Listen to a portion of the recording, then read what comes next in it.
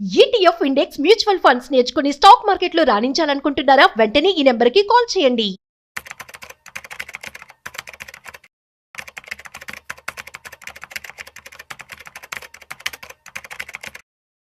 Hello నమస్తే welcome to Suman TV. ప్రస్తుతం మనతో పాటు మార్కెట్ అప్డేట్స్ గురించి మాట్లాడడానికి మనతో పాటు సుందరరామరెడ్డి గారు ఉన్నారు. వీరితో మాట్లాడి మరికొన్ని విషయాన్ని మనం తెలుసుకుందాం.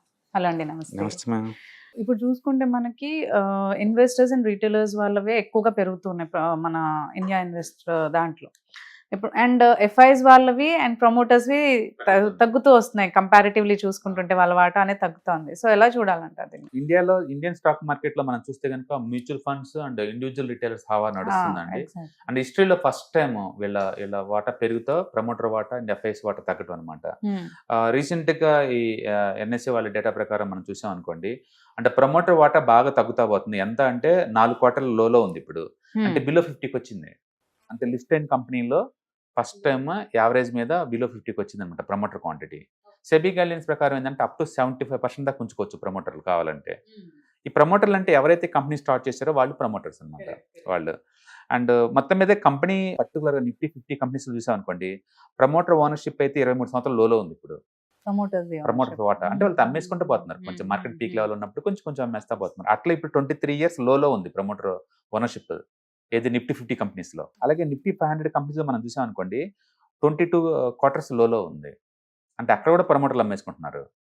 అండ్ ప్రైవేట్ ఇండియన్ ప్రమోటర్ల వాటా అయితే అంటే 30% డ్రాప్ అయింది. అంటే ఇది కూడా లోయెస్ట్ లాస్ట్ 5 ఇయర్స్లో. And even FII foreign portfolio investors వాళ్ళ వాటా కూడా 13 ఇయర్స్ లోలో ఉంది. ఎఫ్ఐఎస్ వాళ్ళు కూడా వాళ్ళ వాటా ఇప్పుడు 13 ఇయర్స్ లోలో ఉంది. అంటే వాళ్ళు కూడా అమ్మేసుకుంటూ పోతున్నారు. ఇట్లా ప్రమోటర్లు అమ్మేసుకుంటూ పోతుంటే అండ్ ప్రైవేట్ ఇండియన్ ప్రమోటర్స్ అమ్మేస్తుంటే పోతుంటే ఎఫ్ఐఎస్ అమ్మేస్తుంది. ఎవరు తీసుకుంటున్నారు వాళ్ళ దగ్గర నుంచి అంటే మ్యూచువల్ ఫండ్స్ అండి. మ్యూచువల్ ఫండ్స్లో ఇంతకుముందు 10.6 ఉందండి వాళ్ళ వాటా, ఇప్పుడు 10.6 ఉందనమాట. 10.6 మ్యూచువల్ ఫండ్ వాళ్ళది. యాక్టివ్ మ్యూచువల్ ఫండ్స్ ఏమో 8.6% ఉంది. అంటే ప్యాసివ్ ఫండ్స్ కలిపి 1.9 కంబైన్ చేసాం అనుకోండి, లిటరలీ 11% ఉంది అచ్చం మ్యూచువల్ ఫండ్స్కి. హౌస్ హోల్డ్ మన రిటైలర్స్ అయితే ఇంతకుముందు 9 లక్షల కోట్లు ఉండేది, ఇప్పుడు కోవిడ్ దగ్గర నుంచి ఇప్పటి వరకు అయితే 60 లక్షల కోట్లు పెరిగింది ఇలా వాటా రిటైలర్స్. అంటే మొత్తానికి మ్యూచువల్ ఫండ్స్ రిటైలర్స్ వాటా ఎక్కువ కొంటున్నారు. And company owners and FIs overall గా చూసుకుంటే కనుక ఇండియాలో ఓకే ప్రైవేట్ ఇండియన్ ప్రమోటర్ల వాటా 32% అండి యావరేజ్ మీరు చూసుకుంటే మొత్తం కంపెనీలకు లిస్టెడ్ కంపెనీస్ మొత్తం చూసుకుంటే. గవర్నమెంట్ వాటా 10%. మీరంటే గవర్నమెంట్కి ఎందుకు ఉంది కంపెనీలో అని, ఎస్బీఐ ఉంది అనుకోండి, గవర్నమెంట్ కంపెనీ కదా, అందులో 50% ఉంది వాళ్ళకి. అట్లా కొన్ని గవర్నమెంట్ కంపెనీస్లో కొన్ని మామూలు అట్లా కలిపితే యావరేజ్ మీద వాళ్ళకి 10% వాటా ఉందన్నమాట అది. అలాగే ఫారిన్ ప్రమోటర్స్కి ఉంది 8%. మ్యూచువల్ ఫండ్స్కి 11%. అలాగే ఫారిన్ పోర్ట్ఫోలియో మేనేజర్స్కి ఉంది 17%. అండ్ బ్యాంకింగ్ అండ్ ఫినాన్స్ కంపెనీస్కి మొత్తం ఉంది 6%. ఇండివిజువల్ రిటైలర్స్కి ఉంది 10% వాటా, అదర్స్కి 6%. మొత్తం మీద 100% వాటా కనుక చూసుకుంటే కనుక ఇండియన్ ప్రమోటర్కి 32%, గవర్నమెంట్కి యావరేజ్ మీద 10%, అండ్ ఫారిన్ ప్రమోటర్స్కి 8%, మ్యూచువల్ ఫండ్స్కి 11% ఉంది. And first time mutual funds and retailers కలిపితే 21% వచ్చింది. That is bigger than the foreigns అనమాట. సో మొత్తానికైతే ప్రమోటర్లు అండ్ ఎఫ్ఐఎస్ బయటకు పోతా ఉన్నారు, మ్యూచువల్ ఫండ్స్ రిటైలర్స్ అందరూ మార్కెట్లోకి ఇన్వాల్వ్ అవుతా ఉన్నారు అనమాట. చూడాలి నెక్స్ట్ కపుల్ ఆఫ్ ఇయర్స్ తర్వాత మార్కెట్ ఎలా రెస్పాండ్ అవుతుందో. మొత్తానికి మార్కెట్ స్ట్రక్చర్స్ మారిపోతుంది. ఏది ఎఫెక్ట్ చేస్తున్నారంట అంటే ఎక్కువ సార్లు మన రిటైలర్స్ అందరు ఇన్నోసెన్స్ అనుకుంటారు కానీ బట్ ఇంతకుముందు అంత ఇన్నోసెన్స్ అయితే ఖచ్చితం కాదు.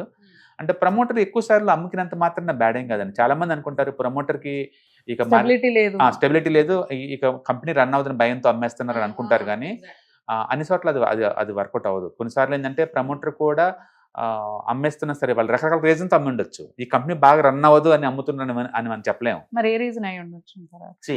యాపిల్ వాళ్ళు 5% వాటాని మైక్రోసాఫ్ట్ అమ్మి డబ్బులు తీసుకున్నారు. ఒకప్పుడు అది బ్యాంక్రప్ట్ అయ్యేలాగుంటే, బట్ తర్వాత సర్వే అయిపోయింది. ఇప్పుడు Apple equivalent of almost Microsoft అంత అయింది కదా. అంటే మనీ ఇంక్రీజ్ చేసుకోవడానికి కూడా అమ్ముతుండొచ్చు అంటారు. వాళ్ళకి ఉన్న పర్సన్స్ రీసెంట్ గా మనం చూసాం అనుకోండి, విఐపి లగేజెస్ చూసారనుకోండి, ఆ ప్రమోటర్ యొక్క కిడ్స్ ఎవరికి ఇష్టం లేదు ఈ కంపెనీ రన్ చేయటం. అందుకని ప్రమోటర్ ఏం చేశాడంటే కంపెనీని అమ్మేశాడు వేరే వాళ్ళకి. 35% ఏదో వాటా ఉంటే మొత్తం అమ్మేశాడు. బట్ దాని అర్థం ప్రమోటర్ అక్కడ అమ్మాడు అంటే కంపెనీ బాగా లెక్క లేదని కాదు కదా. అందుకే రకరకాల రీజన్స్తో తగ్గుతున్నట్టున్నారు. మొత్తానికైతే ఇండియన్ మార్కెట్ స్ట్రక్చర్ చేంజ్ అవుతున్నాయి. రిటైలర్స్ చాలా ర్యాపిడ్గా మార్కెట్ని ఆక్యుపై చేస్తున్నారు. అంటే ప్రపంచం మొత్తం మీద చూసుకుంటే లీస్ట్గా ఎఫ్ఐఎస్ మీద డిపెండ్ అయిన మార్కెట్ ఈ పాయింట్ ఆఫ్ టైంలో ఇండియన్ మార్కెటే లీస్ట్గా డిపెండ్ అయింది. ఎక్కువ డిపెండ్ అయింది తైవాన్ అండ్ బ్రెజిల్స్ అండి. అక్కడ లిటర్లీ 50% అచ్చం ఫారిన్ మీద డిపెండ్ అవుతుంది వాళ్ళ మార్కెట్స్. మనది అట్లా కాదు, కేవలం 11% ఉంది ఫారిన్ ఉంది. కాబట్టి మనది లీస్ట్ మార్కెట్ అనమాట. దానివల్ల ఏముందంటే మార్కెట్లో స్టెబిలిటీ వస్తుంది, వాలటిలిటీ టూ మచ్ ఉండదు. అంటే వాళ్ళు ఉన్నా లేకపోయినా భయం అనేది ఉండదు. లేకపోతే ఈ ట్రంప్ టారిఫ్ 50% వేస్తే మార్కెట్ 10% 5% సింగిల్ డే పడాల్సింది. ఒకవేళ వాళ్ళ 50% కాంట్రిబ్యూషన్ ఉంటే గ్యారంటీ పడేది. ఇప్పుడు రోజుకి 1% కానీ ఎక్కువ ఎందుకు డౌన్ అవ్వట్లేదు అంటే మార్కెట్ లో వాళ్ళ పెద్ద లేరు కాబట్టి మార్కెట్ లో స్టెబిలిటీ వస్తుంది, స్మూత్నెస్ వస్తుంది. అండ్ ఎర్నింగ్స్ కనుక పెరిగితే కంపెనీస్ కి మాత్రం ఇట్స్ టూ గుడ్ అనమాట. ఇప్పుడు ఇన్వెస్ట్ చేయాలి అనుకున్న వాళ్ళందరికీ కూడా ఇలాంటివి చాలా డౌట్స్ వస్తూ ఉంటాయి. బట్ వాళ్ళకి ఒక ప్రాపర్ గైడెన్స్ ఉంటే బెటర్ అనే ఉద్దేశంలో వెళ్తూ ఉంటారు. అలాంటి టైంలో ఒకవేళ మీతో కన్సర్న్ అయ్యి ఎక్కడ ఇన్వెస్ట్ చేస్తే బెటర్ అని వాళ్ళకి ఏమన్నా ఇవన్నీ డౌట్స్ అని క్లారిఫై చేసుకోవాలి అని అడ్వైజరీ లా కాదు, ఓన్లీ ట్రైనింగ్ పర్పస్ అయితే మాత్రం మనం ETFs, index funds and mutual fund program ని నెక్స్ట్ సిటీకి దగ్గరలో తీసుకెళ్తున్నాం అండి. ఇప్పటివరకు అయితే ఓన్లీ ఆన్లైన్ వెబినార్స్ నడుతున్నవి. ఇక్కడ నుంచి అలా కాకుండా ఫేస్ టు ఫేస్ నేర్చుకోవడం, క్లాసులు ఎన్విరాన్మెంట్లో నేర్చుకోవడం కోసం వీఆర్ ప్లానింగ్ వైజాగ్ ఒకటి అండ్ తిరుపతి ఒకటి, విజయవాడ ఒకటి ప్లాన్ చేస్తున్నారు. సో October 11th అలా ప్లాన్ చేస్తున్నారు అనమాట. ఎవరికైనా ఇంట్రెస్ట్ ఉన్న పార్టిసిపెంట్స్ కింద స్క్రోల్ అవుతున్న నెంబర్ కనుక పింగ్ ఇస్తే వాళ్ళు కన్ఫర్మ్ చేస్తారు ఎగ్జాక్ట్ డేట్స్. థ్యాంక్ యూ అండి. హాయ్, మార్కెట్స్ చాలా వాలటిలిటీ ఉన్నాయని భయపడుతున్నారా? మార్కెట్ ఆల్ టైమ్ హైలో ఉందని దూరంగా ఉండాలనుకుంటున్నారా? ఏది రైట్ టైం మార్కెట్లో ఎంటర్ అవడానికి, ఏది బెస్ట్ టైం మార్కెట్లోంచి బయటకు పోవడానికి తెలుసుకోవాలనుకుంటున్నారా? మార్కెట్లో mutual funds, ETFs, index funds ద్వారా మనీ మేక్ చేద్దాం అనుకున్నారా? ఇలాంటి మీ డౌట్స్ కి క్లారిఫికేషన్ కోసం ఈ webinar ETFs, index funds and mutual funds కోర్సులో జాయిన్ అవ్వండి. మీ డౌట్స్ క్లారిఫికేషన్ చేసుకోండి.